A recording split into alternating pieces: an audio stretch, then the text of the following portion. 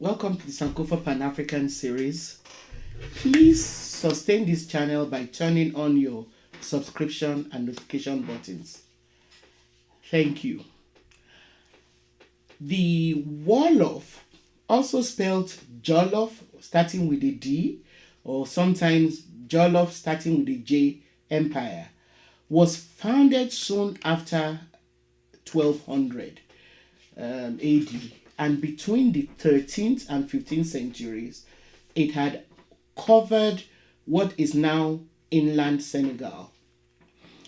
The Wolof state was ruled by a king with the title Berber, whose duties were both political and religious.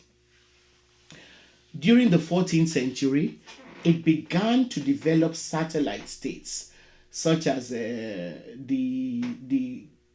Kayo. I hope I'm pronouncing it properly. The Kayo, Nyumi, Badibu, Nyani, and Wuli. The political organization of the Wolof Empire can be compared to a confederacy. The Berber, the king, the Berber, was elected by a college of electors, which, as the empire began to spread, also included the rulers of the component states. Although these rulers paid annual tributes to the Berber, that is the king of the Wolofs, they were virtually autonomous. This system of administration ensured that vassal states under the Wolof kingdom could avoid electing a tyrant who would impose his will or on them or meddle with their internal affairs. Some scholars actually believe that this system of confederacy was one of the reasons for the economic prosperity of the Wolof Empire, because to a large extent, by recognizing the autonomy of component states, they were discouraged from revolting. However, this autonomy enjoyed by vassal states has also been identified as one of the reasons for the eventful decline of the Wolof Empire, because the satellite states in the coastal areas became more prosperous than the central authority, which rested with the Wolof. And this emboldened them to start breaking away. So it was like a catch-22 situation. Now, the River Gambia, this was so because the River Gambia offered a waterway for penetrating the interior. And this initially allowed the Wolof to control the coastal areas for a period of time, even though the core area covered by the Wolof themselves was a landlocked territory.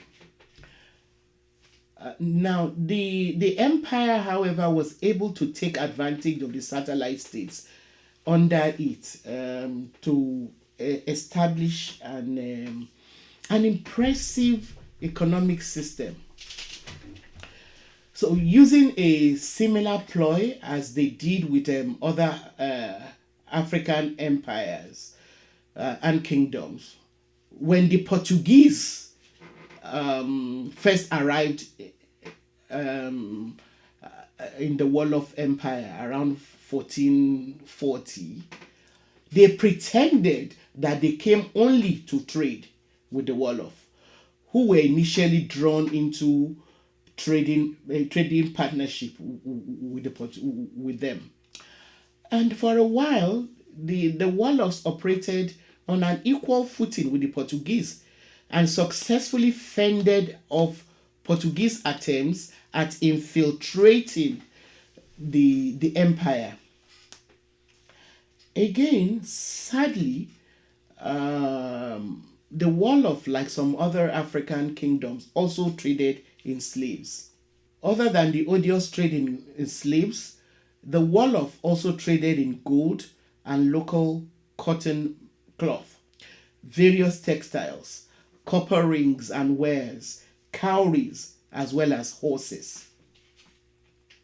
As I indicated earlier, by the time that the Wolof was at the height of their power, the Berber, their king, was able to extend his authority over the Malinke states on the northern bank of the Gambia, including Yumi, Badibu, Nyani, and Wuli. The coast was a very important factor for Wolof's economic success, and it also provided the only means of transportation for the Portuguese traders when they arrived. In the 1480s, Bemoy emerged as the Berber who was ruling the empire at the time.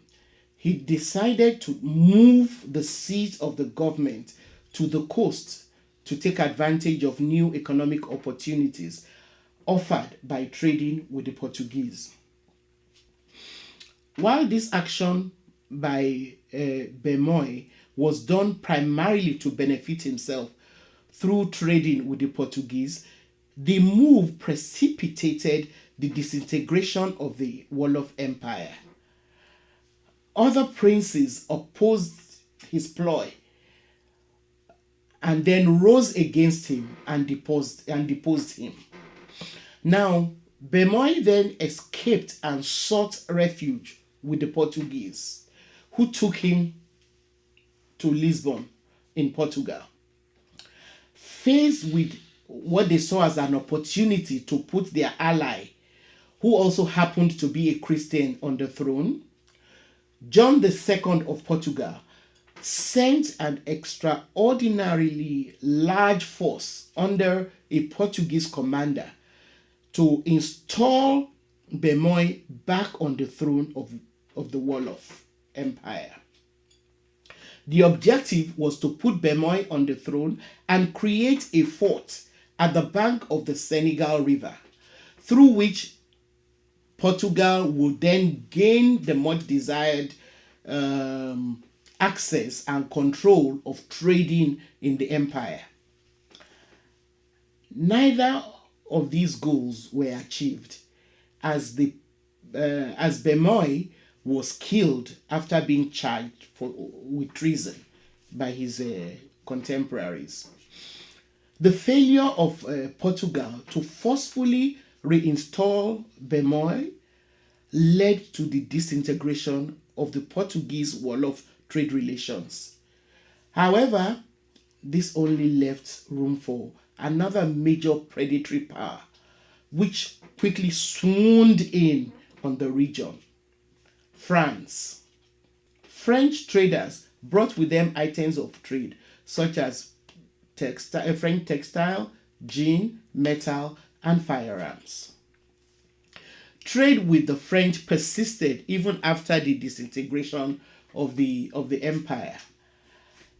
It should be noted that the Wolof Empire was one of the African empires that, to a large extent, resisted foreign religions.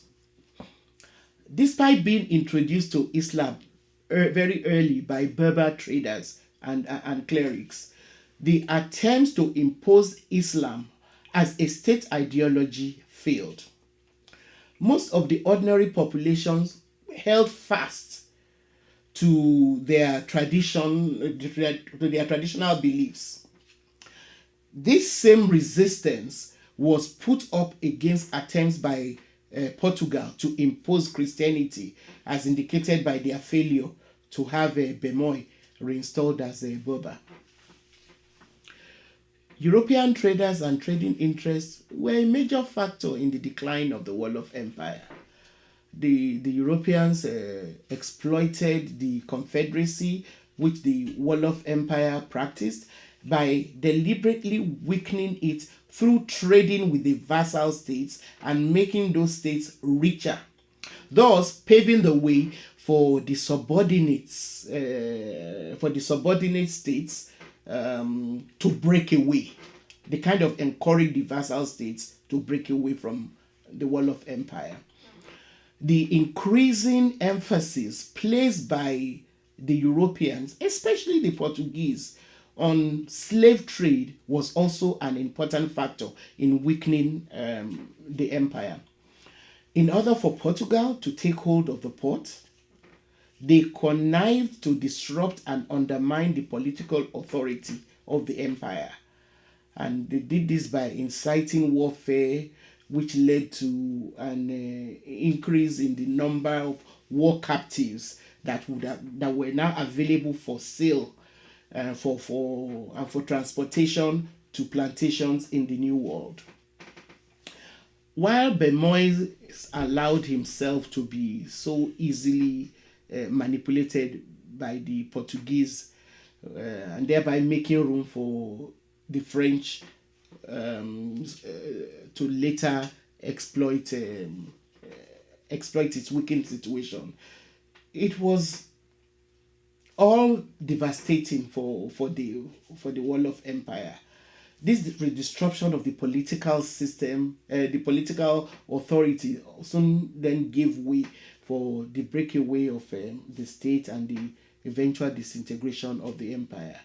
And in 1556, the nobles of Cayo, one of the vassal states, threw off Wolof domination and established an independent state of their own on the Senegal states. This action cut off Wolof's access to the sea and to the European trade. And its importance just continued to decline. Other satellite states soon followed, and the empire was just continued to grow weaker. Although the Wolof persisted, the kingdom did not wield as much influence as it had when it was an empire. Thank you very much for being a part of this Sankofa Pan-African series. Please continue to share your comments and questions with us. Also, please give us a thumbs up and share our videos with your contacts. See you next time.